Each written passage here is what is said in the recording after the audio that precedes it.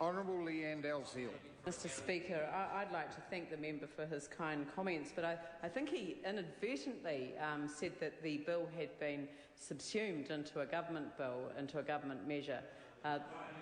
the one that the Human-Assisted Reproductive Technology Bill was passed in the name of Diane Yates. And she originally introduced legislation back in 1996, and it was a personal triumph to her tenacity in that regard that we had legislation passed in this House. And I understand that the member may have been referring to something other than that, but definitely the legislation was passed in Diane Yates's name, and something that was really, really important to her and something that drove her. Now, I also want to acknowledge Dr Paul Hutchinson for his support, because I know that he was on the select committee that looked at this particular piece of legislation, and as he said, quite rightly, there were a lot of people that were engaged in the process on developing legislation that's really, really important in this very, very difficult area. Because although this is a justice bill, it's been introduced by the Minister of Justice, and it is being referred, I think, to the Health Select Committee. That's a very good committee, We have the Honourable Ruth Dyson on there, and she is a tremendous Member of Parliament and a great spokesperson on health. I think that,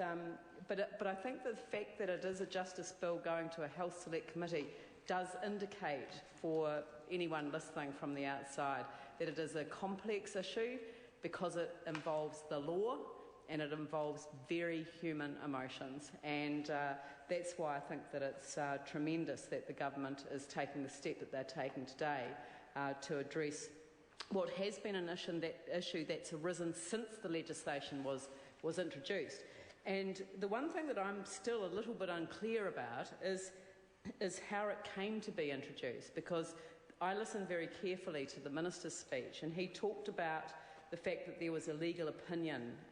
obtained which indicated that the particular section of the bill created this question mark around whether the 10-year rule would apply from the date of introduction of the legislation, or in fact whether it was a 10-year limitation that applied carte blanche. And I think that the advice that the government has now is that it is the latter, and that's why it is important to have the cut-off point at the introduction date of the legislation, which takes us back to the 22nd of November 2004. But I wasn't quite sure what brought it up in the first place. Was there something that was brought to the government's attention? Was it ACART themselves that brought a matter to the government and said, we have a concern?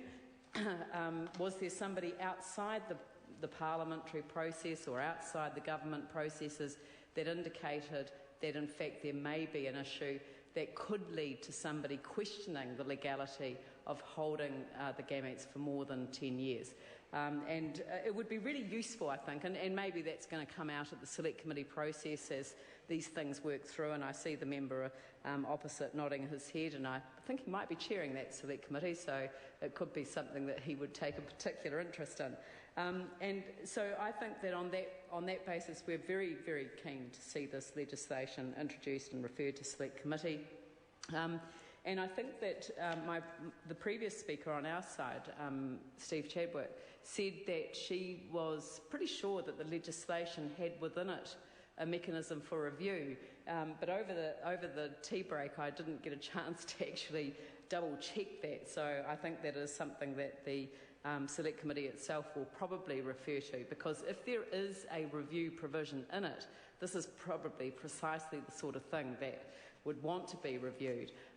in terms of legislation that is necessary but often difficult, because it is dealing with issues, as I say, of the law and of very human nature itself. So I'm very pleased that the government is obviously taking this issue very seriously, that the legislation in itself, I think, is really upheld by the fact that it is being amended in this way, because it is the intention of the legislation that is being upheld by the amendment before the House. So I do support the amendment going to the Select Committee and look forward to the report back to the House.